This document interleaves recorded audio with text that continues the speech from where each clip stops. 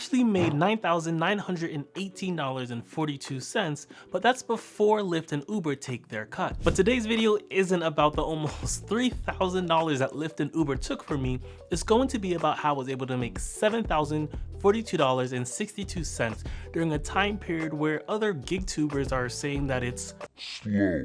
I'm actually not quite sure why I just used quotations, because they're honestly right. It has been slow. Still, I was able to make $7,000 in 1 month because of specific strategies that I learned last time Rideshare had a huge slowdown. And believe it or not, that slowdown was even slower than what's happening now. In this video, we'll break down my earnings to see how much I made after taxes and expenses, and then we'll talk about the strategies I use to make money even though it's slow. Since I'm always accused of lying and photoshopping, let's go through my phone to actually show you the proof. So here we have my phone. I'm going to turn the screen recorder on. So it's turned on in 3, 2, 1. Should be on the screen. Okay, so we're gonna start with Uber. Uber, go to the menus, we're gonna go to earnings, see details, hit that little up there. And you can see that I started on the 31st at midnight. The rideshare day for Uber doesn't start until 4 a.m. So it's still counted from like last year, but it was technically New Year's already. It was already 2023. So I made $78 that week. The next week, $512. The next week, $598. The next week, $734. And then the next week, $339. Now, I made the least amount of money with Uber. So let's go and check out what I did with Lyft. I'm gonna go to Lyft. I wish Lyft had a graph similar to Uber. It's not as nice, so we're gonna go to weekly breakdown. We're gonna have to go all the way back to January. So I made $1,149.30, $1,354 the week before that, $506 the week before that, $1,523 before that, $481 before that, and then January 1st, $568.59. If we were to include the $300 I got in cash tips, that number will give you a number close to $7,000. We're going to use a spreadsheet that I created using Notion to break down my $7,000 in earnings, gross income, and mileage. I made $2,302.69 with Uber, $4,374.98 with Lyft, and $365 in cash tips for a gross total of $7,042.62. My best day was $746, where I averaged $46 an hour for 16 hours straight. This happened on New Year's, which is usually the biggest day for rideshare drivers. This was also a day that Rideshare Professor wanted us to all go on strike. I clearly did not do that. I worked a total of 216 hours. With Lyft, I averaged $32 per hour, and with Uber, I averaged $28 an hour. That rounds out my monthly average to $32 an hour, including cash tips. Some of you might think that that's a little lackluster, but when you're driving as often as I am, the slow periods eat into your high periods, but they average out pretty well. I could easily just work during the best hours and make $40 an hour, but it would limit how many hours I could work overall. Since my goal is to make $100,000 this year, it's just one of those things that come with the territory. For mileage, I drove a total of 7,653 miles. My highest mileage day was 804 miles, where I averaged 93 cents per mile. That was New Year's Day. Making 92 cents per mile and driving 7,652 miles, which would be the equivalent of taking the long way from North Carolina all the way to Houston, resulted in making $7,042.62. That $7,000 might sound like a lot of money, but only two things matter when it comes to rideshare. One, how much money you made, and two, how much money you spent to make it, which leads us to our next category, taxes and expenses.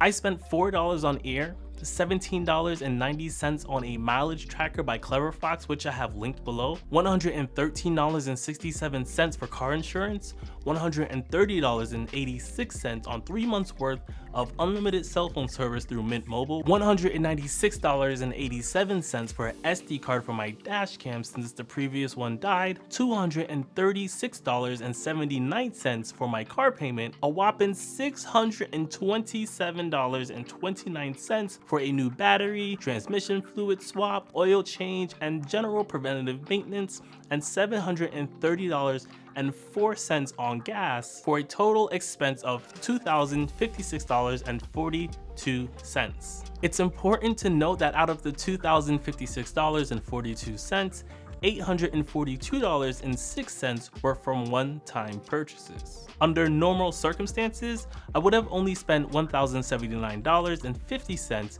to make $7,042.62, which comes out to an expense ratio of 15.32%. That means for every dollar I earn under regular circumstances, I spend 15 cents to make that dollar before taxes. If we subtract the 6% cash back I get from using my LYFT debit card, my expense ratio, including one-time purchases, come out to 28%. That number does not make me happy, and I will be working harder in February to get that number down. So be sure to hit that subscribe button and turn on notifications so that when I come out with that February video, we can see if I did better or worse. Now let's talk about taxes and depreciation. In order to really understand what tax implications we are dealing with, we have to talk about what expenses we can still write off even though we are going to use the standard mileage deduction. The standard mileage deduction is a tax benefit that allows taxpayers to deduct a set amount per mile driven for business. The standard mileage rate is set annually by the IRS, and for 2023, the rate is 65.5 cents per mile. Given that I drove 7,652 miles, if I multiply that by 65.5 cents, I get a tax write-off of $5,012.06. Next, we subtract the tax write-off amount of $5,012.06 from the gross pay of $7,042.62, giving us a taxable income of $2,030.56. While items related to car expenses are covered by the standard mileage deduction, expenses like car washes, air, phone bills, and some one-time purchases like my SD card or my mileage tracker count as deductible tax write-offs. So that brings my overall taxable income to $1,680.93. Using a South Carolina tax calculator, I pulled the percentage in taxes I would have to pay assuming this was my monthly income for 12 months, and I would only have to pay $128.59. As far as depreciation is concerned, I don't really think it matters. I plan on driving my car until the wheels fall off, but for the sake of those that think depreciation is this astronomical expense that's going to cripple all the rideshare drivers into getting a regular job, this one is for you. I bought my car for $13,000 with 500 miles on it. It was a used 2017 Volkswagen Jetta that I bought in 2019. It now has 86,818 miles on it and is currently valued at $11,801. That means my car has depreciated $1,199 over the course of 86,218 miles at a rate of 2 cents per mile. Since I drove 7,652 miles in January, that means my car depreciated by $177. Keep in mind that this car has made me over $100,000 already, and another $100,000 to come this year. Like I said earlier, only two things matter when it comes to rideshare: how much money you made and how much money you spent to make it. Since we know how much we made and we calculated how much we spent, here's what my net income looks like after taxes and expenses. My true net was $4,857.61. Even though I only had to pay taxes on $1,680.93, how does that compare to someone who grossed the same amount of money as me through a real job? Let's assume the payroll employee made $7,042.62 per month. After taxes, that employee would take home $5,183.75, which is $326.14 more than I did. However, if we subtract my phone bill, car payment, and car insurance, I actually come out ahead by $153.32. And then if we subtract my one-time purchases, I would have been ahead by $995.38. But to keep it fair, we won't count those against the payroll employee, so we're going to give the win this month in January to the person who has to work based on someone else's schedule. If you want to see who wins next month, make sure you subscribe and hit the notification bell. Walking away with almost $5,000 after taxes and expenses is pretty good, but a lot of drivers have been complaining that January was slow, including the ones that I watch on YouTube, and I absolutely agree with them. I'm gonna break down my strategies that help me make consistent money during inconsistent times. But in order to put these tips into best practices, we have to understand why it's actually slow. That's because there's been a massive amount of layoffs for the tech sector due to overhiring and growth that came about during the pandemic. With those layoffs, a percentage of those employees will flock to gig apps in order to maintain an income as they look for their next job. But here's where it starts to escalate. Those high-paid workers that no longer have the high-paying jobs are going to stop spending at stores that hire mid and low-wage workers. That's going to cause a percentage of those workers to be laid off and further continue that cycle. So does that mean it's going to be doom and gloom for rideshare forever? No, not at all. We've actually been here before. Remember when the government gave out stimulus checks and unemployment during the pandemic? When it ended, there was a flock of drivers that came back to the gig apps, as well as other laid off employees from different industries. You actually might have been one of them. That was the hardest time for me to make money.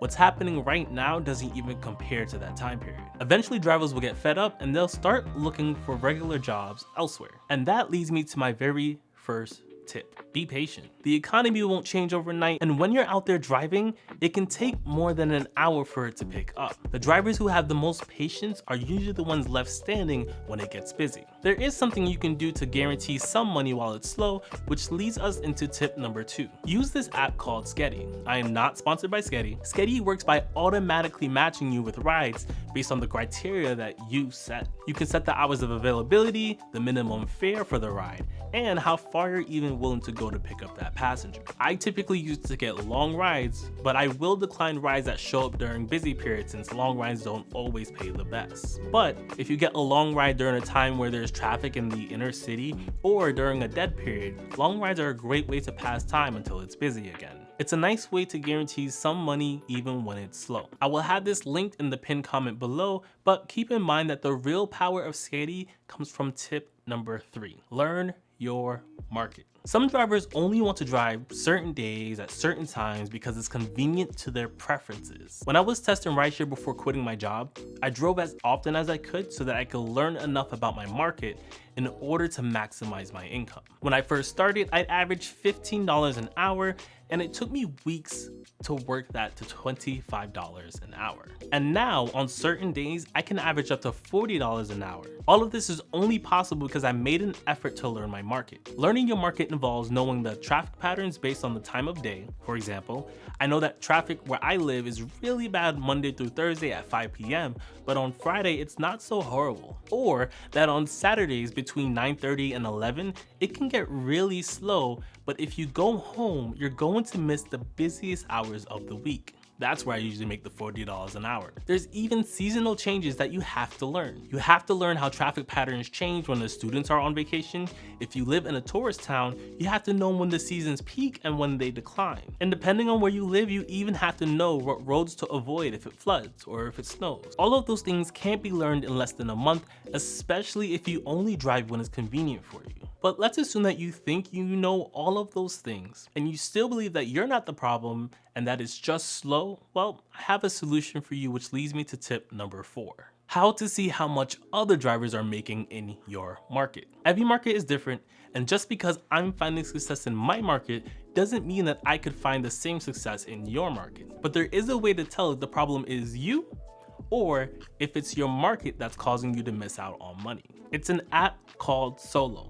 I am not sponsored by Solo. Solo tracks the earnings of other drivers who also use their platform, and it allows you to see a ranked list of how much other drivers are making in your city and nationally. It also tells you what gig platforms those drivers are using to maximize their income. So if you're complaining about not being able to make money in your market and you're not the #1 driver in your market, we can objectively say that you are the problem. So if you want to see if you are the problem or not, I will link to the Solo app in the pinned comment below with the Skeddy app. The final tip, which is the tip I use the most, is hitting the same streak bonuses 2 or even 3 times. If you want to learn how to double your streak bonuses, check out this video where I cover in depth with some pretty cool graphics. I'll see you over there.